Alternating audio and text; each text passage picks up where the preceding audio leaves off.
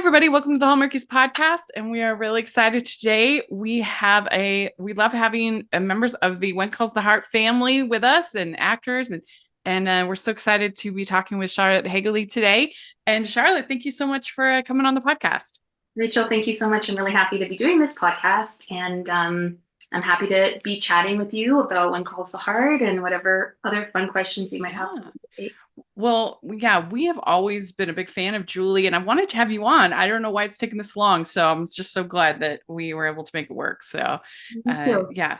So this is your first time on the podcast. We like to start out by just finding a little bit more about you, finding out a little bit more about you, and how did you get started acting? What inspired you to get into this field? Well, that is a great question. I really love acting. I did acting when I was younger, not professionally, just in school. I remember I played, I think I was in well, I know I was in grade 3.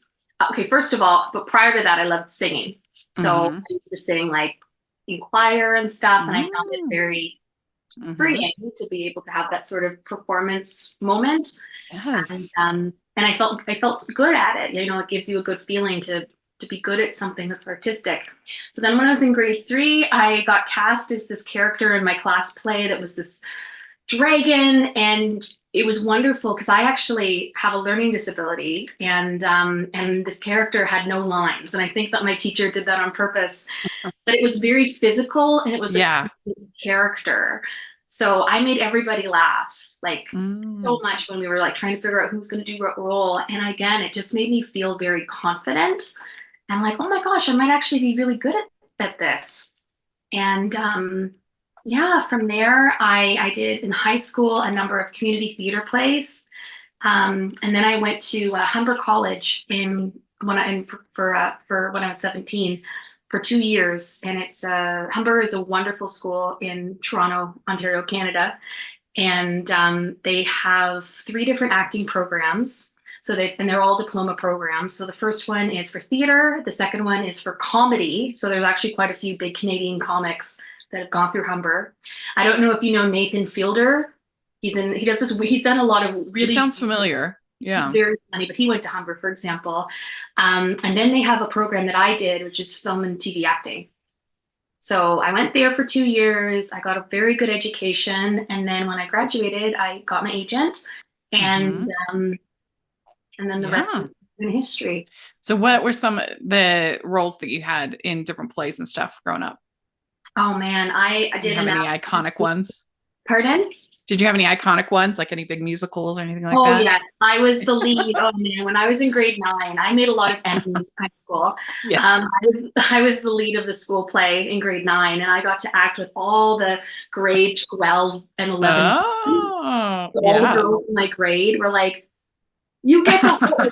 No, they were really. They were jealous. I had no idea. They were jealous. I had no idea though until like ages later that everyone's like, we were very jealous. But that play was called Socks, and my character's name was Chaussette, which is the French word for sock. So I never heard of that one. Pardon? I never heard of that one. It was actually written by one of the students at our school who then was like, it was a really, really good play. It was amazing. That's awesome. And it was a great experience to be in, to be part of that. And then what else did I do? I did Little Women. I played Meg in Little Women, who's the eldest sister. Fun. Les Belles Sœurs by Michel Tremblay, who is a very well-known Canadian playwright from Quebec. Yeah, I did Christmas Carol. I did a whole many things. I was constantly putting myself out there.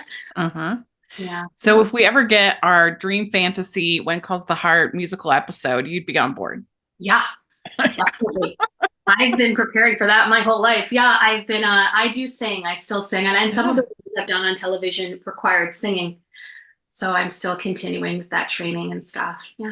Telling you, Brian Bird, we need to make this happen. Yeah, I'm riding it on a horse. Yes. Do you remember the first role on film or television that you ever got? Yeah, I auditioned for this TV movie, and it was called Sundays at Tiffany's. when the Mm-hmm. star was Alyssa Milano. Okay, I've seen that. I got the role of hostess.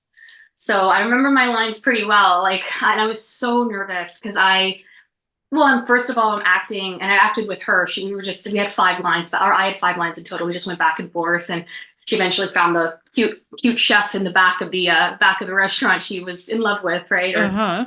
But I remember it was shot in Toronto in the middle of the summer, and it was set in New York in the middle of the winter. So they had like fake snow going. They had like paid for the fake taxis to go back and forth at strategic moments to be like, "This is New York." And then it was like across the street from the restaurant we were shooting in was a Uh-huh. very famous venue in Toronto, and people saw that it was Alyssa Milano. So people were screaming, "We love you, Alyssa!" Like they were just like ruining every take because Right. they were waiting in line to go see a band play, and they were just, it was so fun. And yeah, I said, essentially, I'm like, "Oh, it's going to be about an hour wait. We're giving out free Christmas cookies with every meal." Yeah. And then she's like, "I'm not here for the cookies. I'm here for the chef." And I'm like, "Oh, so Oh, people say it like that, but that's the vibe." yeah. So But that was I bet you were stoked though. When I you got was the so part. excited. It was wonderful. And it was a Yeah. real learning experience. It kind of ripped the Band-Aid off right away Yeah. for a lot of different, roles coming up. And essentially when you work with someone who's pretty famous and Mm-hmm. you're playing the hostess, you just kind of want to remember. And I've worked with so many people since then, and I try to emulate when I work with people that it doesn't really matter how like what you've done, like you want to just make those human connections in that moment, even if the role is just there for a few hours. Right. You want to make It's sure true. that yeah, you connect with that person on a Mm-hmm. level that they'll go. Because here's the thing my dad always told me, and I believe this is true. People may not remember you if you are interesting, but they will remember you if you're interested Yeah. in them. Yes. That's So good advice. Well, that and was I always try to remember too. Sometimes I'm playing the short game and sometimes I play in the long game. And if you're always looking at what's benefiting me in the short game, you can miss out on some of those long game benefits. Like uh for example, I tried to do this I love musical theater, and I Mhm. did in local theater, and I did this Theater Tuesday podcast, and I just couldn't quite get it off of the ground, and I just couldn't get people interested in it. And but I was having a great time doing it, and I interviewed a person who runs another podcast called On Stage Blog, or another blog, that went really well. He ended up contacting me about a year later saying, "Hey, would you like to do a different podcast with me?" And now I'm working with him, and so it's just like, that's the long game. Even Gotcha. though his, like, the interview with him didn't get that many views, it didn't take off like I'd hoped. I made a connection, I made a friend, and then now the long game, so that's something I think is really important. If you're any kind of creative enterprises, it's not all just about the short game. Oh yeah, of course. And you made an excellent point too. A lot of this business, if you like it or not, is networking. Mm-hmm. It's so funny how for acting, and I've learned this, from I can even tell you a bit about how I got the role in One Calls the Heart. Yeah, Um, well, yeah, we'll it's definitely need about to a talk about bit of that. a domino effect. Mm-hmm. Not just who you know, because like nepo babies, am I right? But Right. it's about what I worked on prior to this, and who did I audition for 2 months ago, and where are they, or where am I in their brain when they're thinking of this next part? And you never know. So that's the one Mm-hmm. thing. If I can give any advice out to anyone who's watching or listening about getting into this business, never pass up an opportunity, but then Mm-hmm. also never, like, every time I audition, even if it's for a small part, I am off book. I am like as prepared and as serious, and like I'm like thinking as soon as I get it to when I shoot it, that's my number one priority. Mm-hmm. Because you don't want to go into a room and kind of show that you didn't try hard enough, like you weren't really Yeah. like, taking it too seriously, because they may never bring you back into that room again. That door will close permanently because Right. it's such a competitive business. Mm-hmm. Yeah, and they may not have spot for you in this role, but they may see you, and then the next time they're looking for somebody, be like, "Oh, remember that redhead I Yeah, just," you know. so you got And it then, right on the head there. Yeah. yeah, yeah, yeah, absolutely. Ho, ho, ho. We'd like to take a second and thank our sponsor for this episode of the podcast. It's the Hallmarkies Patreon. Do you love Hallmarky's podcast, especially at Christmas? Do you enjoy the holiday previews, recaps, interviews, and bonus episodes? If the answer is yes, please consider supporting the Hallmarkies Patreon. We need your help to do what we do both during the Christmas season and all year round. But not only do you help a podcast led by strong, independent women by becoming a Patreon, you get to become a part of the Hallmarkies family. Starting at only $2 a month as a patron, you will have access to our Facebook Patreon group where we talk about the movies, shows, and more all year. We also have many monthly patron watch-alongs with guests like Lacey Chabert, Natalie Hall, Paul Campbell, Mary Lou Henner, and more, giving their behind-the-scenes details of their films. As a patron, you also have the chance to provide input into the podcast and even join us at different tiers. So this Christmas season, spread some cheer to the Hallmarkies Patreon and become a member today. You won't regret it. Go to patreon.com/hallmarkies to learn more. That's patreon.com/hallmarkies. Going back, you mentioned it, but how did you get the role, Julie? What was that audition process like? How did that all happen? It is so wild. I think back because it's been 10 years now. It's been more than 10 Crazy. years. Where's the time gone? I was finishing, I was talking about TV shows that I've had the opportunity to sing on. One of them was called Bomb Girls. And it was a Canadian show, but it did air in the States as well as England. And sorry, I just realized I was wearing I have all these friendship bracelets. And I just realized they were making a lot of jingly noise. So I just very casually tried to put them down and then pop on the floor. So I'm the same. I'm a fidgeter too. I totally get it. I was finishing up a movie for the Bomb Girls movie.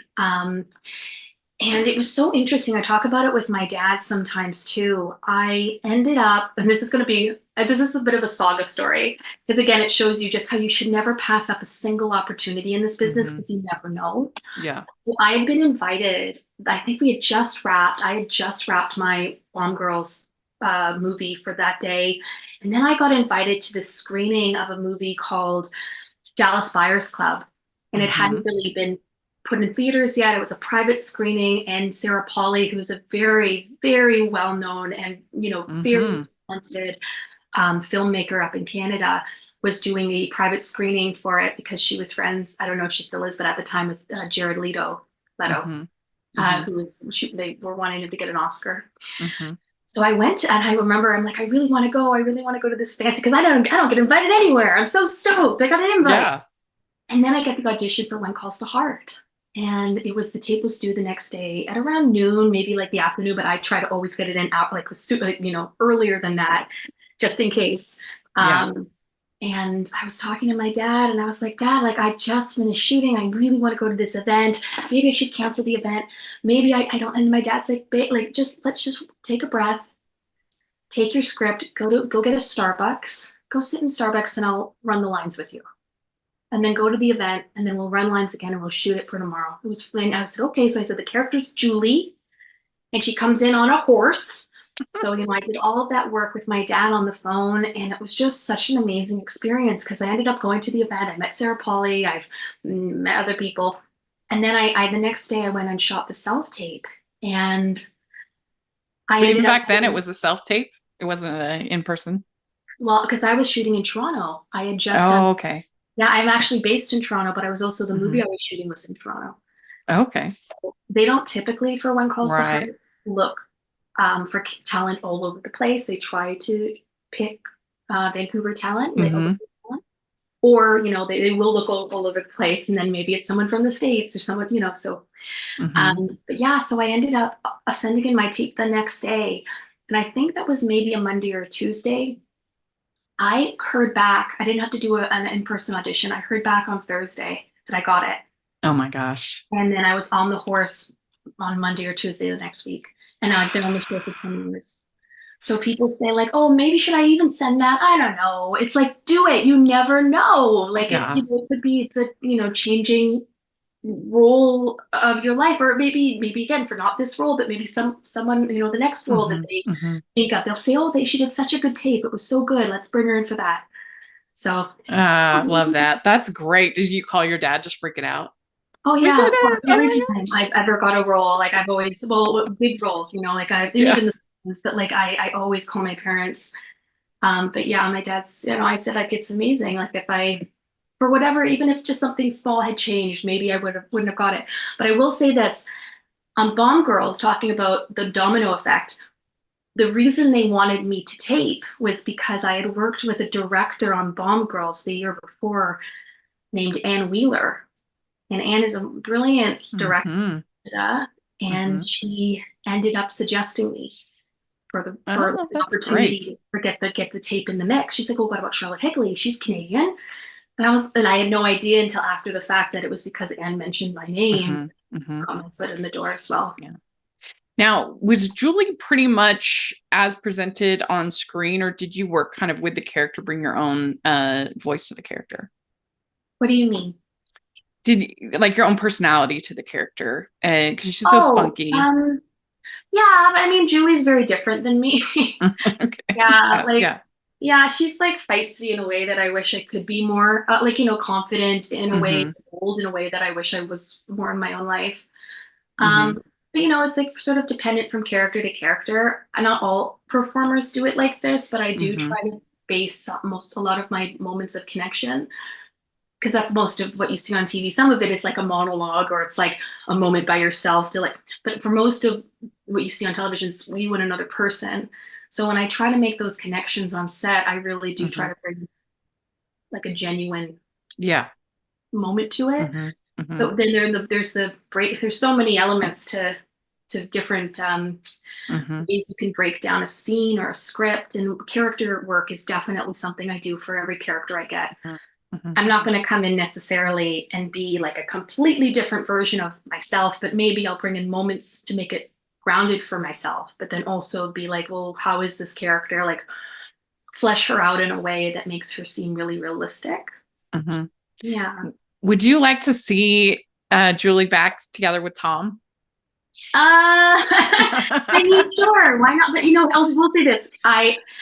People like, because it's been what? It's been a while, yeah. It's been a while.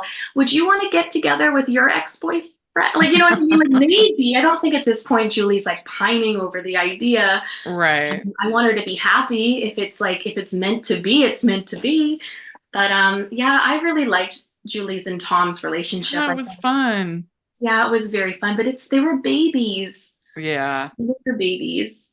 It would just be, I kind of wish they had done it like a couple seasons ago, because I think it would have been a fun way to sort of tie everything back to Jack and kind of bring that back. But yeah, it was a nice little romantic arc that they did. I think so too. It was very nice. And I really liked working with Max. He's a wonderful actor. Yeah, he was good. I'd like to take a second and thank our sponsor for this episode of the podcast. It's Elise Murray and her exciting book, Society Girl. Set in the mysterious world of Oxford University's secret societies, Society Girl follows Sam, a duke's estranged daughter, as she attempts to join the most famous club of them all, the Animos Society.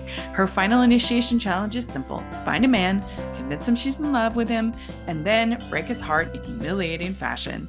Hardened by her father's rejections, believing that the Animos Society is her key to his love and acceptance, Sam throws herself into making Dano Best, her father's chauffeur and local musician, fall for her. But she never counted on falling in love with him right back.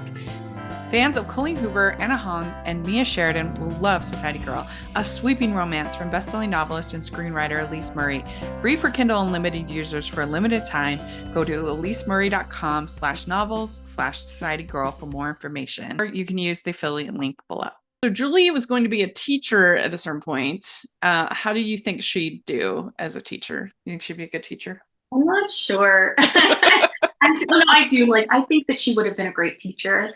I think, ironically, there's a lot of learning she still would have had to do to get into the role of teacher.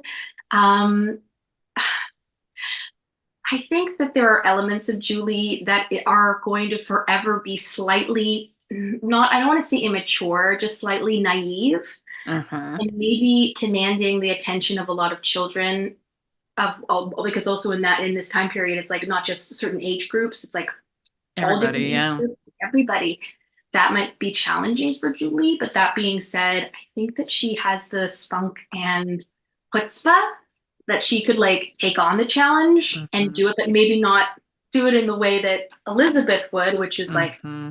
I'm going to go to school. I'm going to learn how to do this. I'm going to like, I'm a natural born like Mm-hmm. leader and role model. Julie will just kind of try to wing it, Mm-hmm. Mm-hmm. and she would probably succeed because with additional support from Elizabeth or whomever Mm-hmm. she would need it from. Yeah, So what's it like getting a costume and the makeup and everything like that? It must be fun. it's wonderful. Mm-hmm. I love like that's one of my favorite parts of the business of the job of the day because a lot of acting they have a funny expression in this business. It's a lot of waiting. It's like waiting, waiting, waiting, waiting to go. And for me, when I was younger, I was very shy. Um, and something that you can't really learn in school and they don't teach you is that there's a huge social element to performing, like because Mm-hmm. it's a very social job. Yeah. And I really enjoy now socializing with the folks who either do my hair or makeup and also do my Mm, costumes because it's intimate. They get up all over sure. the person and they make you look fabulous. So When Calls the Heart, it's always been such a treat to go because everyone Mm-hmm. is genuinely extremely not just professional and talented but very kind.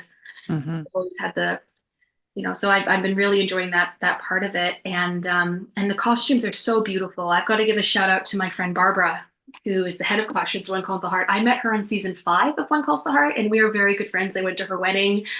That's been one of the nice surprises of working in this business is sometimes you make very genuine friends. Mm-hmm. And her work and her whole team is just so talented, and then also for hair and makeup is yeah, it's great because I can literally roll out of bed, have a shower, and then 3 hours later I look amazing and I don't have to worry about it myself. Mm-hmm. That's great. And but yeah, I think with something with character work, I'd always try to suggest early on when you're preparing is put on the correct shoes for your character. Mm-hmm. Or if it is period, as weird as it sounds, I will try to put on Spanx.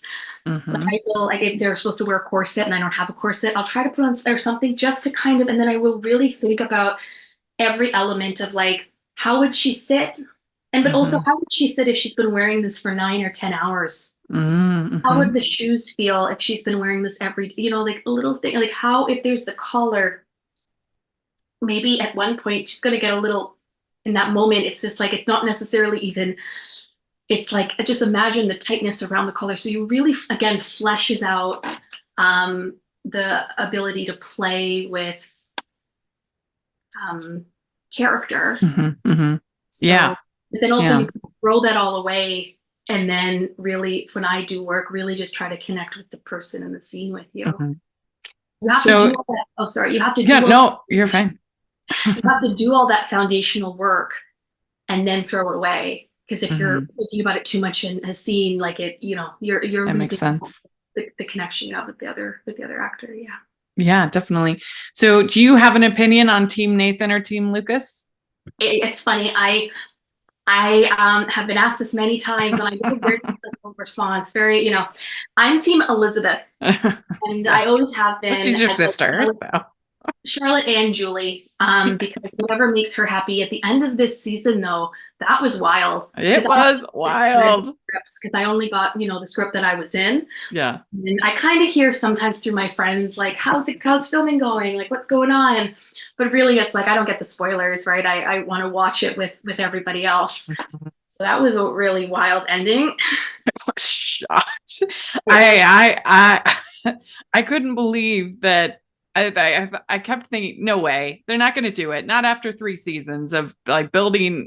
They're just about to get married. Like I just could not believe it, and it was such a there was such a transition. I think it was episode 5 where Mhm. because they had been pursuing like Nathan and Faith, and then all of a sudden that was done and everything changed, and I was just like, what? And I even to the I was tuning, I was tuning obviously to watch, but I would have anyway because I was like, oh my gosh, what is gonna happen? They're not really gonna do this. Like it was crazy. Yes. Yeah, it was I mean, wild. I can't speak on behalf of anything. Look, I really get the script, show Yeah, up and sure. do the job. Um, as someone who enjoys the show, additionally beyond being on it, I'm Mhm. just like I can't speak for anyone like the producers and the writers and everything, but it's good television if people are still talking Yeah, about it. exactly. It's kind of No, like, is it good absolutely. art? Is it not good art? If you have an emotional response, it's probably good art, regardless of how Mhm. polarizing you Mhm. are with it. So yeah, I am, but I'm also hooked. I'm like, I want to know what happens in the next season. Like, I want to Yeah. see what happens next. What's gonna come of this? Yeah. Yeah, yeah, yeah, absolutely. Well, so you during the season, you had posted on your Instagram about some comments that you'd received about your weight and explaining your mental health and you really were an advocate for for removing the stigma of mental health and mental illness, and I just really appreciated that. And I guess how was that experience, I guess, uh, and what do you wish people understood more about this? I want to say, like, how much time do we have? Yeah, No, it's separate not like I episode. wish I could have a quick blurb. Mhm. That's a really great question. Thank you very much for saying that and for asking me. Um, I honestly, I my whole reasoning for posting stuff, because I understand if you are going through some sort of journey with your health, be it physical or mental, and you don't want to share it, you don't have to. It's your Right. business, right? And I think people misunderstand when you become like when you're in TV. Not that I'm famous by any means. I do have like wonderful fans that I really love and appreciate. But I understand if you don't want to share it, people aren't entitled to it. That Absolutely. being said, if I'm able to share it, my goal is that if someone else, even one person just goes, wow, like what Charlotte said really resonates with me and it makes me feel slightly more supported, because if she's going through this, then I mean anyone can go through it. Um, that's kind of my hope, is that people feel because I know from personal experience, like they don't feel so alone. I know from personal experience with mental health struggles, it can feel quite isolating. Yeah, absolutely. And as you said, stigmatizing. And one of the worst things to do is to try and not find avenues to just get help or talk about it. Because then, if the more isolated you get, the harder it is sometimes to be able to look for the help that you might need. Mhm. And it feels, especially with mental health, it can be hard and challenging because so much of the time you think, oh, I can handle this. Mhm. I've done it my whole like I've done it for so long. I'm like, I got this. I support getting, like talking to a therapist, but for someone else, I can do this myself. But Yeah, there's no absolutely. harm in seeking out support if it helps you. If it just like, and here's the analogy I like to use sometimes when I talk about it. When I think of myself in my mental health struggles, I think of myself in like a pool that I don't stand up in. It's too deep. And I'm like treading water. Like every day, I am treading water, trying to just keep my head above. And I feel like I'm drowning. And there are days when it's like a little bit easier and I feel really strong. And then there are other days where I dip below the surface and I'm trying, like, I don't, like, I'm really struggling those days. And then I look around, I start noticing other people in my life in the same pool, and they are floating. They're just floating on their backs. And I don't know how to float. Like the way that my body and the way that my mind is wired is that I can't float. It doesn't work for me. I have to constantly be working to appear, because we're both in the water, Yeah. but it's And they it's might be drowning in ways that we don't even know. I mean, I've had people that I thought they were just doing great. I thought, oh, your marriage is absolutely outstanding. You don't have a problem, and then so you never know. You never know what people are exactly. going And through. the thing I wanted to sort of say to put an end to this analogy is that when you get help and support, you can just, like, for me, it's like putting on little water rings, Mm-hmm. and it helps me be able to kind of get through the day in a way that may not be typical for other people, but that's okay. We're all still floating, right? We're all Mm-hmm. still floating through the day, and it's Yeah. less work for me. Now, Um, when I read your post, I mean, my first reaction was I was angry because I was just angry that people were being critical and treating you that way. I mean, I understand that as an actor, your image is part of who you are and your job, but there was nothing about the way you looked that made you any less valuable or real in playing Julie, you know. And so it just made me mad that was even in the conversation, because it was irrelevant to the role and what you were doing. And yeah. yeah, and so the fact you had to address it made me mad, but the fact that you did address it and did it so eloquently, I was very impressed, and I think you deserve a lot of credit for that. Thank you. It's funny. I will speak a bit more about it if we have the time to. Do we have? Yeah, absolutely. So it's like I've talked to I do have like a bit of a thing I want to talk about body neutrality. Mm-hmm. It's something, a concept that I've been trying to really practice recently. It was so funny. I was talking to my therapist, who's wonderful, who's been introducing me to all these new kind of ideas. And it's not big changes, it's just slight shifts in the way that you see yourself. And he was like, Charlotte, if you gain weight, what's the worst thing that could happen? And I'm like, people will make fun of me or people will criticize me. It's going to be like high school all over again. And then I did, and I went on the show, and I was nervous because I had to tell, obviously, the producers. I had to tell Barbara, my friend, who is head of costume, because she has to sometimes she'll reuse costumes from previous seasons or try to refix things. But I had to tell her, get a whole new, it's like, it's all going to be new. And Barbara was so sweet. She was like, this is fabulous. It's 1920. Julie's like, she's the fashionista. She's, got the budget. She's going to have a whole new wardrobe anyway. She was so great, and she did such thoughtful pieces for me. So I really appreciated that.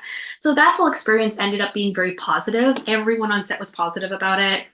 And not that it needs to be a big conversation. I just didn't want to fly all the way to Vancouver here and for them to say, well, we weren't aware of that. You know what I mean? And sometimes when one goes to the heart, not an issue. Other shows or other movies, a huge issue.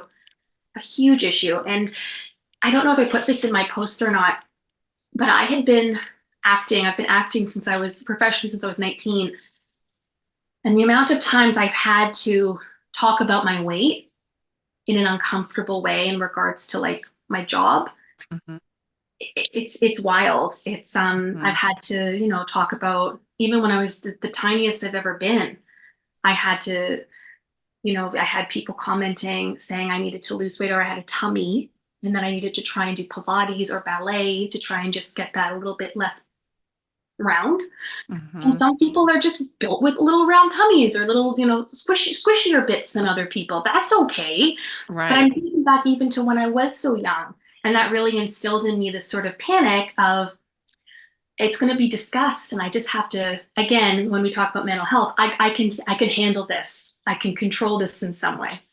So now going back to body neutrality, I've been talking to my therapist about this, and I honestly have never in my life looked at another person. Like maybe when I was younger, can't remember, but since I've grown up, I've never looked at another person and said, they look like this, that's bad. They must be unhealthy. Or I looked at someone else and said, they look like that, that's good. They must be healthy. However, when I looked at myself, I was almost like trying to protect myself from criticisms other people might give me. So I'm like, if I can say it loud enough right now, I'll protect future me from getting criticism from other people. And it's impossible because, you can't please everybody, right? Like, it doesn't matter how you look, someone's probably out there going to have something to say about it if you're, putting yourself on social media or you're in a TV show or what have you. So anyway, what I've been trying to do with body neutrality is really shift my thinking to at my largest size and at my smallest size and at the size, any size in between. It's not good or bad. It's just, I look just the same. I look equally as awesome at any size. And I know that. Love that you said that. I really do, because it's something I've been thinking about the last couple of years as well. In the sense of, for me, in the sense of taking the moral weight off of particularly food, in that, they say, oh, this is a bad food, this is a good food, this is a good activity, this is a bad activity, and it's all BS. It's crap. That there's nothing is good or bad. It's all about your overall lifestyle and how you treat your body and what feels good to you. And that it's about making choices that feel good. And if you just have, I don't know, it just made such a difference. It sounds so crazy to me, but I lost 70 pounds because I was able to just stop worrying about it. Like I didn't hardly anything, but I just didn't, I stopped eating when I wasn't hungry. And I just, if I wanted something, I just had a little taste and then I moved on with my life. And I just removed the moral weight of it all, of like, oh, I've done something bad, I've done something good. And that made a huge difference to me. So I totally get what you're saying. I really do. Right with that. I know that there's like so much guilt and shame, like that stuff we carry in our body, those emotions. And it can affect our, not just our behavior, but I think you're 100% right. It can really affect in our physical, like, Yeah. uh, not appearance, but just how we physically hold certain things in Yeah. our body. And I just want to keep saying a couple things about body neutrality. Please. Okay. Yeah. So I want to prove, like, because people will say no, no, no, especially with like TikTok and stuff. People will like start saying comments and be like, this person looks like they might be overweight, they look overweight, whatever. They're overweight, therefore they must be making unhealthy choices, therefore that must be bad. And this person is not underweight, but BMI healthy, like whatever normal weight, they must be doing good choices, like healthy choices, they must be doing, they must be good. And that's really black and white polarized thinking. When in reality, as you said, like, you don't know it's looking at someone, what they're going through. There's nothing but a plethora of gray between, why someone looks a certain way and what, they're doing. And I know that there are people, for one example, one of the reasons I gained so much weight was because I went on a mental health medication, which made me gain weight. Right. And I think personally, and this is like a trigger warning, I was so depressed. I was just going through such a hard time. I think it's healthier to be alive and overweight than not be at all. Absolutely. And then on the flip side, I know people who are in, the healthy bracket, but they're doing very unhealthy things to be there. Yep. And like, again, trigger warning, they're doing, eating disorder. They have eating disorders. They are doing drugs to do, keep, they smoke cigarette, whatever it is. Yeah. You can't look at a person. I know this factually. So it's so interesting when I was talking to my therapist about it, because ultimately he doesn't really, he doesn't necessarily want to tell me this is how you should perceive yourself. His goal is to try and help me move forward in life with a little bit more curiosity and gentleness, playfulness. So he said, Charlotte, think back to when you first started really thinking about your body, how old were you? And I was like, ooh, I'm going to be honest. I'm going to just like 7, 8, 9, like I was little. And he was like, okay, so think about all the time you've spent, like the space in your brain that it's been occupied thinking about, do I look okay? Do I look okay on camera? Do I need to lose like 5 pounds? Like whatever that is. I ate 300 calories extra at lunch. I should probably cut out 300 calories less at dinner. Like all those little things. Like, the mania of it all. He's like, let's say there's a switch in your brain that you can just switch that off. What are you going to do with your time? If not, think about it. And I started to cry because I was like, I don't know. I wish I had been able to do that. He said, well, it's great. You have the rest of your life to figure it out. So I went, yeah, that's good. I just want to be able to figure out. I want to, again, it was exactly what you said. It's BS. It doesn't matter. The criticism does hurt initially. It stings. The bullying stings. But I can't control what those people say. I can only control about how I feel about myself and the kind of person and the time I want to spend thinking about it moving forward. I love that. I think it's great. Well, I'm glad that you spoke out and said something and admire you for it. We'd like to take a second and thank our sponsor for this episode of the podcast. It's the Hallmarkies merch store. Are you looking for that perfect gift for the postable, Hardy, or Hallmarky in your life? What about getting that t-shirt or hoodie that will help you stand out at your next holiday party? Now is the time to check out the Hallmarkies merch store. Full of festive designs by artists like Jessica Miller, Carrie from Hallmark Comics, and more. You can even have more than just shirts, but totes, cell phone cases, notebooks, mugs, and more. And it isn't just Hallmark. We have designs for Anna Green Gables, Man from Snowy River, The Nanny, and more. Every purchase at the merch store goes to help support the podcast and allows us to make the great content you know and love. There are frequent sales, so go to tpublic.com/stores/hallmarkies or see the link in the description. That's tpublic.com/stores/hallmarkies. Well, we like to end our interviews with some fun get to know you questions. And our first one is, what is the best ice cream flavor? Oh, I'm going to say Ben & Jerry's Half-Baked. Okay, I'm good. eating it. I'm not presently, not the snack moment, but I'm probably going to get a bowl of it later. It's my favorite. Good. What's your favorite color? Sage green. Oh, good. What music are you into? Taylor Swift. Oh, I really like female artists who are a little bit like beyond Taylor Swift and Beyonce, obviously. I like kind of moody, romantic music. So sometimes I'll put a song on Spotify or Apple Play and just press play, and then it'll recommend other artists. So, do you have a favorite era of music of Taylor Swift? Oh, sorry. I was like, what do you mean? Yeah, eras. I love all of her eras. I am a lover girl. I am so happy that Cruel Summer finally got the attention it deserved. I've been saying that is a bop. That is a banger ever since it came out. And people are like, really? Really? Yeah. I'm wearing pastels for the rest of my life. Good. Okay. What is your go-to date night food? It really depends on the date. I'm honest. Probably not ice cream because I am lactose intolerant. Okay. I do that for maybe a few dates in. I don't know. I would say if it's like romantic dinner, I don't know. I like making I don't know. I should have prepared answers. I like making food when it comes in one of those boxes. Oh, a meal kit. Because then there's not a lot of waste. I don't have to worry if I'm going to make a huge mistake. So I'll maybe do something like that on a date, or that's fun. I don't know. I like Italian and Greek food, but there tends to be a lot of garlic in that. So you never know. I don't know. I mean, if you do that and the relationship goes great, then you were the one. Because it's a good way to start. Yeah. So, what's your go-to date night activity if you're going out doing something?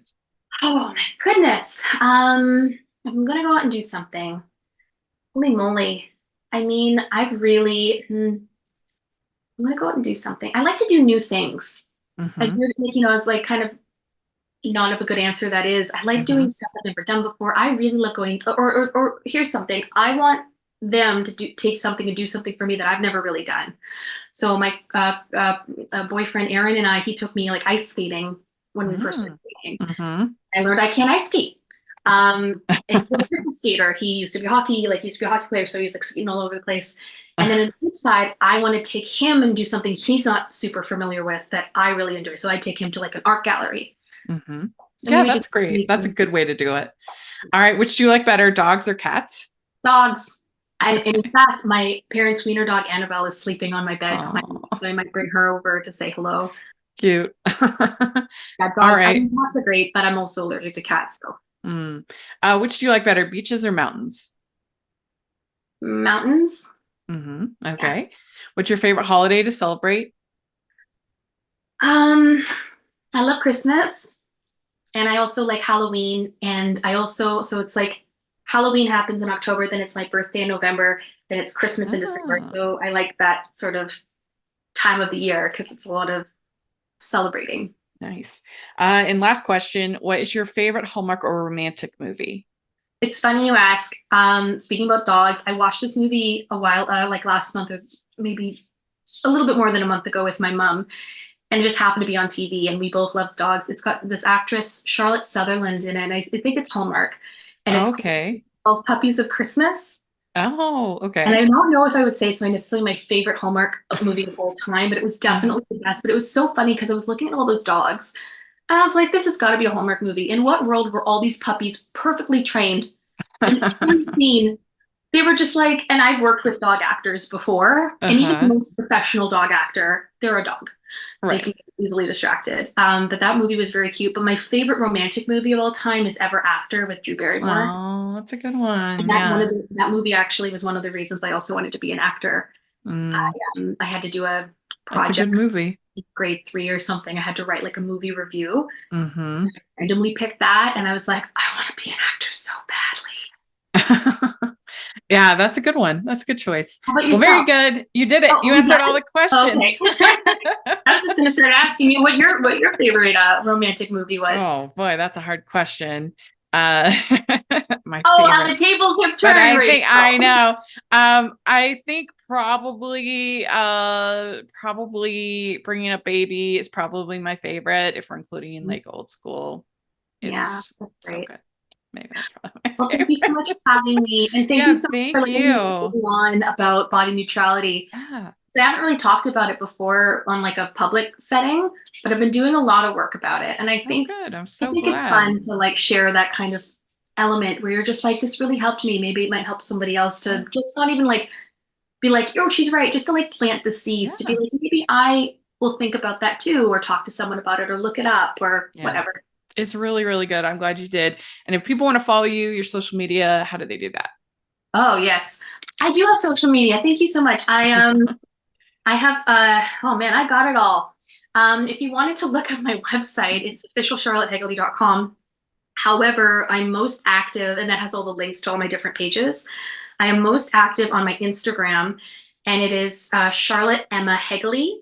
So I shouldn't don't have to even look it up. It's CharlotteEmmaHegele.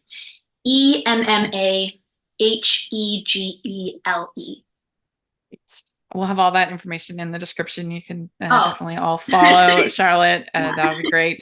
And thanks again for coming on. We really so appreciate much, it. Rachel. It was such a pleasure to talk to you. Thank you so much. We'd like to thank Charlotte for coming on the podcast. This was so much fun. It's so informative. I really enjoyed it. Hope you all did too. Put your comments in the comment section, and you can follow me at Rachel's Reviews, all of our social media, iTunes, YouTube, and on Rotten Tomatoes. Check that out. Also, make sure you're following the podcast at Hallmarkies Pod, Hallmarkies Podcast, all of our social media. And if you are listening on iTunes, please leave your ratings and reviews. That really helps us a lot. 5 stars. And if you are watching on YouTube, please give the video a thumbs up. Subscribe to the channel. I have a playlist of all our When Calls the Heart content with interviews of everybody else practically in the cast. So please take a look at that. And again, thanks to Charlotte. Check out our Patreon group and merch store. That helps us out a lot. And we'll talk to y'all later. Bye.